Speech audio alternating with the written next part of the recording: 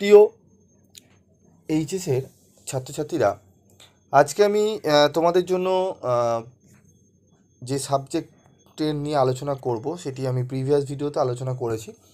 তোমাদের অ্যাকাউন্টেন্সি থেকে তোমরা রিকোয়েস্ট করেছিলে যে স্যার এমসিকিউ প্রশ্ন এবং উত্তরগুলো নিয়ে যদি আলোচনা করেন তাহলে খুবই উপকৃত হই। তো তোমাদের অ্যাকাউন্টেন্সি সাবজেক্টটি নিয়ে আমি আলোচনা করছি, পরবর্তী সাবজেক্টগুলো নিয়েও আলোচনা করব। তো অ্যাকাউন্টেন্সির প্রথম চ্যাপ্টার থেকে আমি তোমাদের কিছু প্রশ্ন, গুরুত্বপূর্ণ প্রশ্ন, বাছাই করা প্রশ্নগুলো আলোচনা করে দিয়েছিলাম এমসিকিউ, এবং কিভাবে এমসিকিউ তৈরি করবে সেটি নিয়ে আলোচনা করা রয়েছে। তোমরা যদি পার্ট 1-এর ভিডিও না দেখে থাকো তাহলে এই ভিডিও ডেসক্রিপশন বক্সে তোমরা সেটি পেয়ে যাবে। ভিডিওটি স্কিপ না করে একটু ভালো করে শুনবে। ভিডিওটি স্কিপ করলে কিন্তু অনেক কিছু তোমরা স্কিপ করে যাবে, তো ব্যাপারটা ভালো করে দেখবে। তো এই চ্যাপ্টারে আমি সেকেন্ড চ্যাপ্টারে আমি আলোচনা করব কিছু গুরুত্বপূর্ণ প্রশ্ন। সেকেন্ড চ্যাপ্টার আমাদের রয়েছে, তোমরা জানো, রিকনস্ট্রাকশন অফ পার্টনারশিপ, যেখানে রয়েছে change in the profit sharing ratio, এবং অ্যাডমিশন অফ পার্টনার রয়েছে, retirement and death of partner রয়েছে। তো কিছু এইটি এ বলে দিয়েছি, এতে আমি কিছু প্রশ্ন বলবো এবং বিতে করে আমি এই রিকনস্ট্রাকশন অফ পার্টনারশিপ সাবজেক্টটির এমসিকিউগুলো কমপ্লিট করবো, কারণ বড় চ্যাপ্টার 25 নম্বর কিন্তু এখান থেকে থাকে, তাই দুটো পার্টে আমাকে দিতে হয়েছে এমসিকিউ। তো প্রথম এই পার্টে দেখো যে এমসিকিউগুলো আমি রাখছি খুবই গুরুত্বপূর্ণ, খুব মনোযোগ সহকারে কিন্তু তোমাদের দেখতে হবে। তো দেখো, premium for goodwill is always distributed among the old partners in sacrificing ratio, gaining ratio, old profit sharing ratio, new profit sharing ratio. Premium for goodwill always distributed among the old partner ratio, কী রেশিওতে ভাগ করে দেওয়া হয়, ঠিক আছে? এই যে গুডউইল যে থাকে, প্রিমিয়াম ফর গুডউইল, সেটাই পার্টনারদের মধ্যে কী রেশিওতে ভাগ হয় সেটি আমাদের একটু জানতে হবে।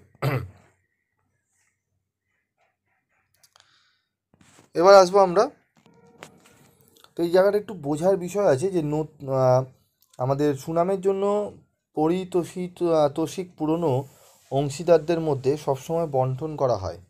সুনাম কিন্তু ওল্ড পার্টনার্সের মধ্যে কী অনুপাতে ভাগ করা হয়? প্রিমিয়াম ফর গুডউইল, ঠিক আছে? তো অ্যান্সারটি আমি বলবো।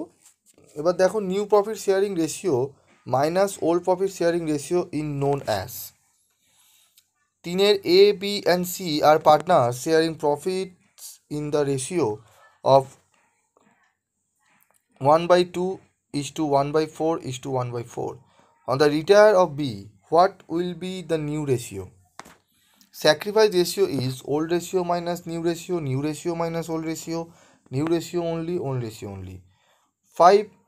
If the existing profit sharing ratio among A, B and C of 3:2:1 is changed to 1:2:3, then the partners whose share will be unaffected is R. প্রশ্নটি খুবই সোজা, তোমরা ভালো করে দেখলে বুঝবে।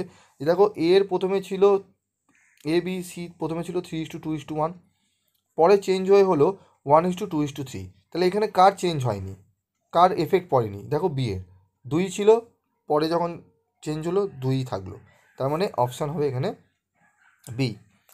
A and B are two partners. They agree to change profit sharing ratio from 2:1 to 3:2, who gain due to change in profit sharing ratio.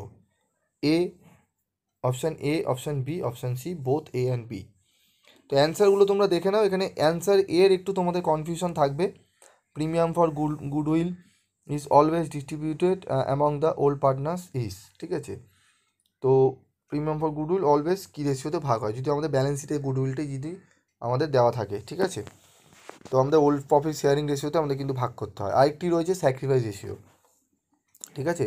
যখন নতুন পার্টনার প্রিমিয়ামের জন্য আনে, তখন কিন্তু আমাদের সেটি ডিস্ট্রিবিউট করা হয় স্যাক্রিফাইস রেশিও, ঠিক আছে? সেটি একটু মনে রাখবে।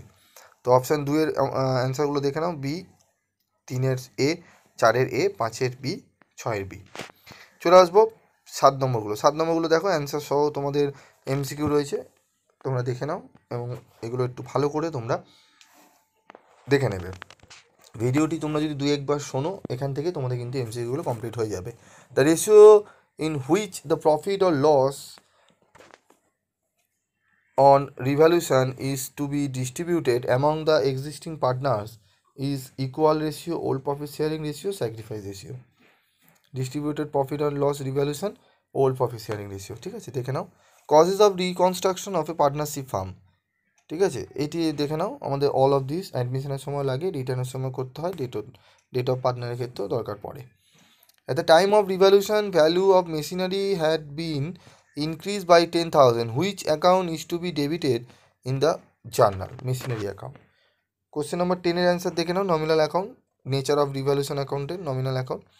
11 দেখে নাও, 12 answer, in which ratio profit or loss on revaluation of asset or liability is transferred to old partners, old profit sharing ratio. Among the premium for goodwill which in brought in by the new partner is distributed among the old partners in, এইটি হবে satisfied ratio যখন নতুন partner ব্রট করবে, ঠিক আছে। আর যদি premium for goodwill আগে থেকে থাকে সেইটি হচ্ছে ওল্ড প্রফিট শেয়ারিং রেশিওতে, ঠিক আছে। তাই জন্য এই প্রশ্নটি আমি দিলাম 13 নম্বর প্রশ্নটা। তাহলে বোঝা গেল 1 আর 13 প্রশ্নটা একটু তোমাদের কিন্তু ভালো করে বুঝতে হবে, ঠিক আছে। এটি কিন্তু দুটো প্রশ্নই কিন্তু খুবই গুরুত্বপূর্ণ, এই দুটো প্রশ্ন কিন্তু গোলায়, ঠিক আছে, স্যাক্রিফাইস রেশিও আর ওল্ড প্রফিট শেয়ারিং রেশিও, ঠিক আছে। তো এই 13টি প্রশ্ন তোমরা ভালো করে করবে। পরবর্তী ভিডিওতে আমি আরও কিছু প্রশ্ন দিয়ে দেবো এই চ্যাপ্টার থেকে, রিকনস্ট্রাকশন অফ পার্টনারশিপে, তোমাদের তাহলে কমপ্লিট হয়ে যাবে। তোমরা এমনি যেগুলো এমসিকিউ পড়েছো সেগুলো তো করবেই, তার সাথে এগুলো একটু ভালো করে দেখে যাও, দেখবে তোমরা অনেক অনেক পরীক্ষায় উপকৃত হবে।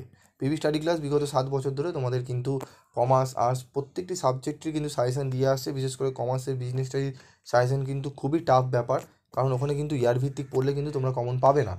আবার কোনো কোনো ইয়ারের কিন্তু রিপিট হয়, এবার কোনটা রিপিট হবে সেই প্রশ্ন কিন্তু জাজ করা খুব মুশকিল। এবার রিপিট হলে তাহলে কি তুমি ধরো 2024 পরীক্ষা দেবে, 2023 থেকে একটি রিপিট হবে, তার মানে তোমাকে পুরো 2023 প্রশ্নটি পড়ে যেতে হবে।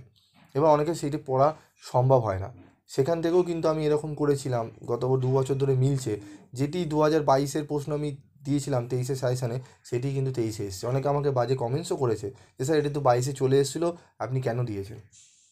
কিন্তু সেই প্রশ্নটি যখন এসছে তার থেকে যখন আমি জিজ্ঞেস করলাম তখন সে উত্তর দিতে পারিনি, তখন শুধুমাত্র লিখেছে থ্যাংক ইউ। তো যাই হোক, তোমরা বলবে বাজে কমেন্টস করতে পারো, তবে বাজে কমেন্টস আমাকে না করাচ্ছে তুমি পড়ায় মনোযোগ দাও, তোমাদের আরও বেটার হবে। যেটি দিয়েছি ভালো করে ভরসা করে যাও, ঠিক আছে। সাজেশান মানে অনুমান ভিত্তিক তোমাদের জানোই, ঠিক আছে, তবুও এক্সপিরিয়েন্স রয়েছে, সেই অনুযায়ী তোমাদের চেষ্টা করি দেওয়ার, সেখান থেকে অনেক ঠাকুরের আশীর্বাদে তোমাদের কমন পাও, ঠিক আছে। এবারেও আশা করি তোমরা কমন পাবে। আজকের মতো এটুকুই, দেখা হবে পরবর্তী ভিডিও ক্লাসে।